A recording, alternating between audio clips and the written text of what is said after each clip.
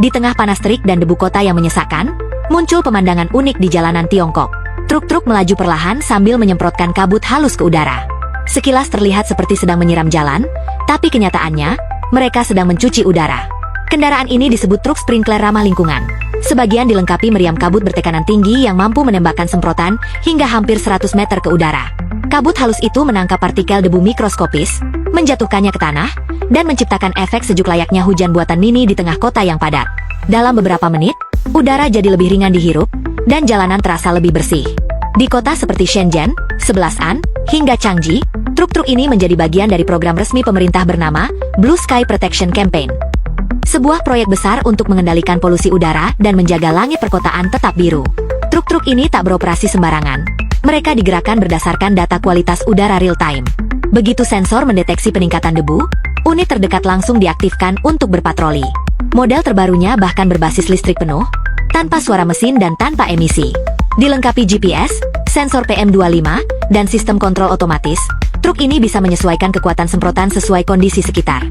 Semua datanya langsung terkoneksi ke pusat pengendali kota, menciptakan sistem kota cerdas yang peduli pada udara yang dihirup warganya. Tapi ide seperti ini bukanlah hal baru di Tiongkok.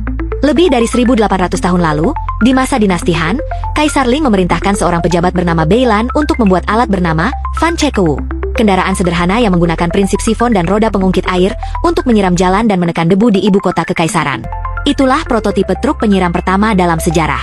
Lalu pada tahun 1967, lahirlah truk penyiram modern pertama buatan Tiongkok, mobil Jiefangcha 10B yang dimodifikasi oleh Biro Teknik Jalan Raya untuk membersihkan jalan perkotaan. Sejak itu, produksinya terus berkembang pesat.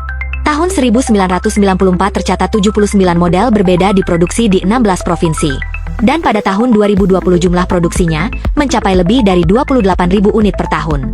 Struktur truk sprinkler terdiri dari tangki air besar, pompa tekanan tinggi, sistem kontrol, pipa air, serta meriam kabut di bagian atas. Bagian bawahnya menyemprotkan air untuk membersihkan jalan dan menurunkan suhu permukaan.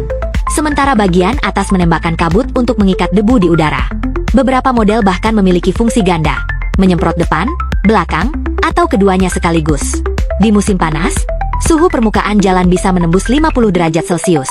Dan air semprotan dari truk ini membantu menurunkannya beberapa derajat sekaligus mencegah debu beterbangan.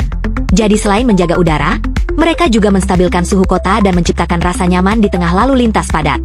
Bagi warga, pemandangan truk yang menembakkan kabut seringkali tampak seperti hujan tipis di siang bolong. Namun di balik keindahan itu, setiap semprotan membawa misi besar, menjaga kota tetap bernapas. Mengubah debu dan polusi jadi titik-titik air, lalu membiarkan langit biru kembali muncul setelahnya. Mereka bukan sekadar truk penyiram jalan.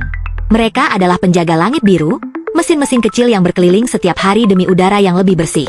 Dari gagasan kuno dinasti Han hingga teknologi pintar masa kini, truk ini membuktikan bahwa kemajuan modern pun bisa lahir dari ide sederhana. Keinginan manusia untuk hidup di bawah langit yang jernih.